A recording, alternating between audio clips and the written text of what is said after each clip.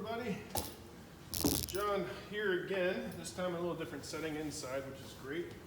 Last week's video I talked about some tools I recommended, about 5 hand tools, 5 power tools that that will help you get into woodworking, kind of some recommendations behind it. I didn't go into too much detail, but just some tools that you can have on hand to start some simple woodworking projects. Now, say after you got those tools, yes, you can go on YouTube, you can jumble around, you can find videos, but having a book on woodworking, well, I highly recommend it, and I'm going to talk about this book today. But it's one thing to have a computer. You don't necessarily want a computer in your woodworking space, but you could have a laptop. But I can always bring this book with me and have it set up beside my work table and reference it. So I got this book when I was in middle school a long time ago. I think my sister actually bought this for me for Christmas because I had just started getting into woodworking, and she wanted me to build her quite a few projects. She actually marked them in the back, which one she circled. She's like, I want one of these, I want one of these. And it's a book that I've used over my entire woodworking career, or woodworking as a hobby and a career. And I'm going to show you some basics about the book. Now, you can pick this up for $40, so it is a thick book. It has a lot of information in it. It's about $40. I went online and you can still find it. If you go to DK's website, you pull it up, you can go through Barnes & Noble, you can go through a couple different sites. I think Amazon might not have it, but it's $40 on their sites. And I'm going to show you why. So I'm just going to jump into the book a little bit. It, like any book, has pretty in-depth, contents page here in the beginning, but it's sectioned out into quite a few different sections. So in the beginning, obviously, you kind of want to talk about woodworking tools. It has a lot of information. It talks about safety. It talks about how to set up tools. Where to put your body weight to not pinch, while cutting something, while not pinch the blade. And it goes into detail about how to sharpen planes, and it definitely helped me getting started. Especially, I went to the flea market and I'd pick up some hand planes, and I wanted to know what the purpose of a low angle was, and this had that information. So not just for using, but for restoring and maintaining. This book goes into detail about, again, sharpening chisels, how to do them in different ways, different styles of chisels. And it has clamps. It goes into power tools. As you can see, standard router bits and what profile they cut. So it's a lot of information in one spot, and it's nice because, again, it's all contained in this one book. So instead of having to go around and jumble different books, or they have all different sorts of resources, but having it in one place is nice. Now, as you can probably see, some of these are a little outdated, while some are, it has a wide variety of tools, and stuff like that, and how to set up a mortising machine. It even has Festool in here, so it's not that outdated. It shows you difference between tools, how to set up a workspace. Again, a lot of information packed into this book. Sanding techniques. Moving forward, it has techniques, in terms of marking stuff out, how to check square. It talks about so many different types of joinery techniques. I believe that's up here, and how to do a tongue and groove.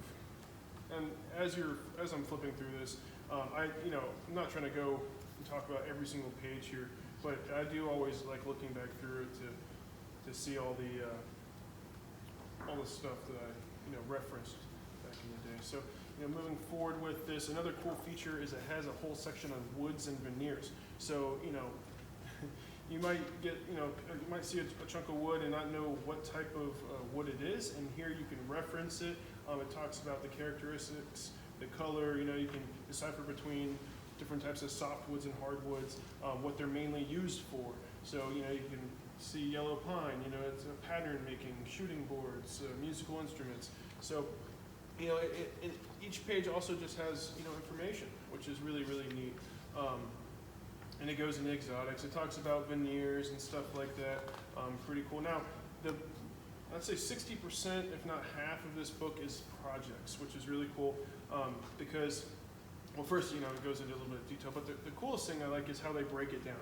So when anyone's getting into woodworking and they want to jump into a project, it's nice to have, well, first a guide, but also a layout of material, size, what tools you need, and stuff like that. And this book really does go into details about these are the tools you're going to need, this is the techniques you're going to be using, this is the finished dimensions, here's the material you need, and it gives you a view of, a drawn-out view of the project, and then it goes into detail about building it. Now, this book ranges from really simple projects as a chopping board or, a cutting board, and then, it gets into some more intricate joinery.